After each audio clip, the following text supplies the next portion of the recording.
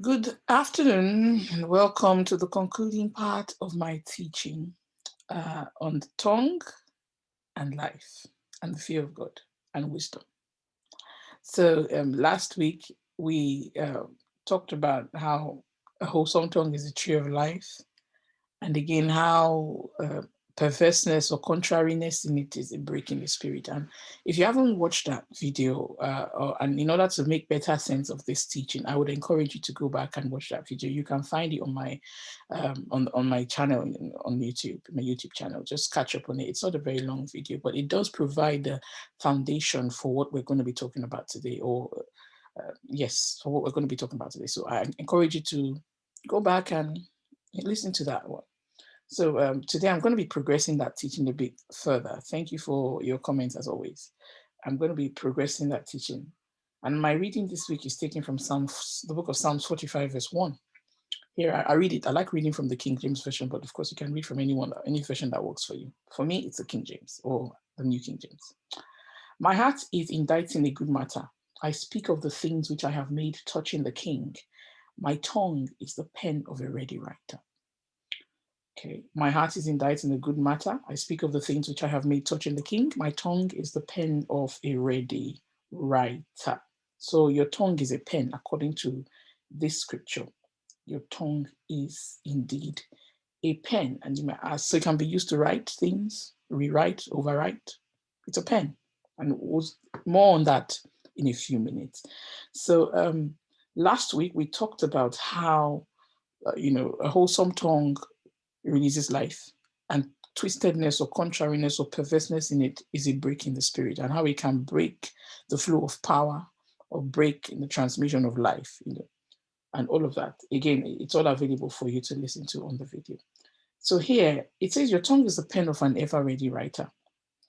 That writer now, it might interest you to know that writer can be you, that writer can be God, or it can be the devil, the enemy. And I'll prove that to you in a minute. So remember, the Bible says that grace is poured into your lips. Let's go back to Psalm 45. Psalm 45, verse 2 here says, Thou art fairer than the children of men. Grace is poured into thy lips. Therefore, God hath blessed thee forever. So the lips carry grace in this instance. So grace is poured into your lips. I remember we said last week, I'm just trying to get you to understand the importance of the tongue, the lips, speech, and all of that anatomy. So last week we said, we covered the fact that the tongue, the power of life, the life and death are in the power of the tongue. Okay, so you can speak life, you can speak contrariness and death. It's up to you. And here again, we see that the pen, the tongue is a pen. But said, my tongue is the pen of a ready writer. And I've said that that writer can be you, or it can be somebody else. It can be God, it can be somebody, the enemy.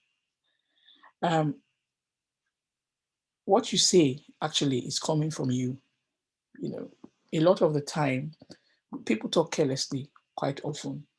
But have you noticed how powerful, the Bible says, how forcible are right words? If you've ever spoken from the depth of intensity of emotion, you would quickly notice that there is a certain depth of energy or feeling that accompanies the words that we speak in those moments. Just to make this clearer, when you speak from the intensity of emotion, emotions are resident in the soul. Of course, we know that man is a spirit. Scholars believe man is a spirit, has a soul, dwells in a body. Some argue that the man is a spirit and the soul is an interface with the spirit, whatever you believe. However, what I'm trying to say here today is when we speak words from the depth of emotion, we speak from the depth. The emotion is a part of the soul. The emotions are in the soul realm: intellect, emotions, and will. Okay, that's what the soul is comprised of. So when we speak words from the soul, we release words that are, you know, intense. When we speak intensely from the soul, those words we release in that at those times people will tell you, experience will also show you that they are very powerful. They're laden with feeling, they're laden with intensity of emotion and all of that. Hold that for me for a moment, because I'm coming back to it. I just wanted to put that out there. So man's soul is a gateway to his spirit, which is why when you speak from the intensity of emotion, it does carry a lot of weight. It's really very powerful. I've ever seen people that curse people when they curse from the bottom of their soul. They curse from they're angry. You know, it comes out with a lot of venom. Likewise, people that are blessed sincerely. If you listen to people that are blessed sincerely, oh, God bless you. It's coming straight from their soul. And actually, it's coming straight from their heart, from their spirit, because man's soul is a gateway to his spirit. Okay, the Bible says that out of the abundance of the heart is where the mouth speaks. So when we speak, we're actually speaking from the overflow of the heart, the overflow of the spirit. It comes through the man's soul and out. Okay, and we also saw from last week that the perverseness, contrariness in the tongue is a break in the spirit. So there's a connection between the things you see and the spirit, the spirit of man through the soul. Okay, but I'm not going to go into that today because I don't want to mess up your head. Okay, so contrariness within your tongue will break the flow of life. Perverseness within your tongue will snuff life out of the thing. It will break the flow of transmission of power, to break the flow of life. I keep saying that again and again because this is important. Why do you think Jesus Christ said that he that hates his brother is a murderer? Why do you think he said, I mean, he that hates his brother is a murderer? Because he that hates his brother, hates with the intensity of that and will often speak, will curse, say you. What did he say when he who says you fool is in danger of hellfire? Just said that. If it was something to be taken so lightly, because it comes out of the abundance of the heart, out of the abundance of the spirit, the overflow, the mouth speaks. So when this is so serious that what you say affects your spirit. If you either speak life or you kill, you break it, you injure the spirit. Okay. So just take somebody, like for instance, we take someone who's been speaking life to a particular project. For those of us who make confessions, God has given you a word. You pray about something and the Lord gives you a word, and then you take it and you begin to confess life, declaring the word of God, declaring the word of God, declaring the word of God. Then one day, say after a day of intense frustration, maybe at work, someone upset you so bad, you just come back and begin to release contrariness. I keep going back to contrariness. You just begin to release things like, oh, I'm tired. This is so, this is so annoying. This is so difficult. This is so hard. Yes, you might say, oh, can I not express myself? Can I not vent? Oh, yes, but there's a cost. Because you've just introduced contrariness into your tongue. Before now, you were declaring this is going to work. I am blessed. I ride on the high places of the earth and all of that. And then you come back in the intensity of emotion. You begin to say things like, I'm tired. I'm so confused. I don't know what to do. What you've just done is you just, without realizing it, set motion in reverse gear. Because remember, we said the wholesome tongue, tree of life, you've been speaking life to that thing. And all of a sudden you come back and begin to speak contrariness to the same project. So what you're doing without realizing is you're undoing all of the work. It's like a building. You're taking it apart brick by brick. And we often don't realize that is what is happening. This is very serious. I know we've heard a lot at this life and death and the tongue and all that, but this is actually how it happens. Okay, I'm trying to open it up so you begin. This is the progression. This is the trajectory by which life or death actually happens in this regard. Okay, we said here that your tongue is the pen of a ready writer. I want to take you to a chapter to a scripture in James. Here it says, the tongue is a fire. Okay, let's go there. Let's go there because you need to see this for yourself. Let me quickly turn there. It's James 3:6. We said that the tongue is, you said my tongue is the pen of a ready writer. We see that God loves to write, just in case you don't know. He wrote the 10 Commandments, he gave it to Moses. He wrote, when Babylon was going to fall, he wrote on the wall. when the woman was caught in adultery and they were going to kill her with stones, Jesus just knelt on the ground and started to write on the ground. So we see God writing, even in Ezekiel and Jeremiah. It says, "I will write my laws in their hearts." So God loves to write. The Holy Spirit loves to write. Jesus, the fact that God loves to write, we see at different times it's happening. So that pen, that tongue, that is the pen of a ready writer, it can be in the hand of God, it can be in your hand, it can also be in the hand of the devil. And we'll see that very quickly. You might say, Vanessa, where are you going with this? Why are you saying something so extreme? Look at that. James 3, verse 6, it says, "Even so the tongue is a little member and boasteth great things. Behold, how great a matter a little fire kindleth.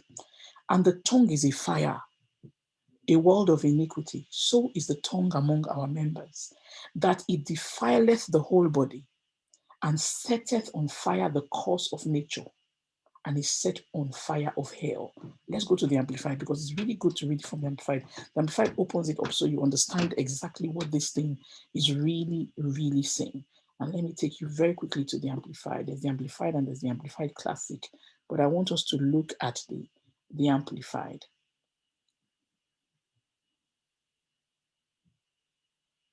It says, "And the tongue is in a sense a fire, the very word of injustice and unrighteousness. The tongue is set among our members as that which contaminates the entire body and sets on fire the course of our life, the cycle of man's existence, and is itself set on fire by hell." I told you that the tongue is a pen, okay? So when a man has been speaking good things, speaking life to himself, and then he comes back one day, a woman, when I say man, I talk about both, and he comes back and he's angry and begins to release things. What has just happened is some other writer has just seized that pen. And we can see from here the location of that writer. The Bible says that the tongue is itself set on fire by hell. So, I said at the beginning of this teaching that the tongue is a pen. God can hold it to write, you can hold it, the devil can hold it. Here we see here the tongue is set on fire by hell. And that fire comes to set the course of a person's life on fire. What does fire do? Fire can purify, but fire destroys. In this regard, it's talking about the destructive dimension of fire. See, and it defiles the whole body. Look at that. It stains the whole body. Remember we said the body without a spirit is dead. And we said that a perverse tongue is a break in the spirit, anomaly. And I said from scripture last week that the spirit of a man will sustain his infirmity. If the spirit is broken, then the body is in trouble. Here we see it. It's telling us that it defiles the whole body. It defiles the whole body. King James, he says, "So is the tongue among our members, that it defileth the whole body." So do you see this connection between spirit, body, tongue? Body, spirit, tongue. So when next you are tempted to speak or release things, especially when there is the intensity of emotion, just know that somebody has set you on fire and they're about to set the course of what you're doing on fire. And the residence, the location of that source is in hell, because the Bible says it's set on fire from hell. Likewise, a wholesome tongue is a tree of life. When God is about to write, my tongue is a pen of a ready writer. A wholesome tongue is a tree of life. God is about to release life. That's why I keep saying, my words I have put in your mouth. My words I have put in your mouth, to release life into a situation, into something you are building. Don't set things in reverse gear because of emotion, because you are stressed, or because something happened. Because have you noticed how intense emotions can be? It's like a fire in your belly. When next you feel that way and you're about to speak, remember where that fire is coming from. Remember that someone is about to seize the pen and begin to write what you don't like. This is so important. I'm going to stop here for this week, but I hope you get the message. Our tongue, you've heard it all the time. Watch your tongue, watch your tongue, watch your tongue. It's more serious than watch your tongue. This is serious stuff. This is deep stuff. And I'm sharing it with you. Why do you think the prophetic is so important? Next week, I'm going to be going into the prophetic, the prophetic dimension, of the word, and how what role the tongue plays in the prophetic. I'm going to be going into that. So I won't go into that this week. But remember that the enemy cannot, if you're a child of God, if you're born again, Satan cannot touch your spirit. He can't touch your spirit. So what he does, he manipulates things on the outside so that he can get into your soul and seize your tongue, because you will react and you will speak. That's how he introduces. So when next you feel that intensity of emotion, no, someone is trying to introduce contrariness into my tongue. No, I won't allow it. I choose to speak life, and then begin to speak the reverse instead. Oh, I'm blessed. It may be so, it may be I feel this way, but it's not bad. It's good. It's blessed. It's working for my good. Because this is a dynamic here. I'm going to leave you this week, but I hope I have been able to impart something into your spirit, into your soul, and God bless you, and more next week. Take care. Bye-bye now. Vanessa.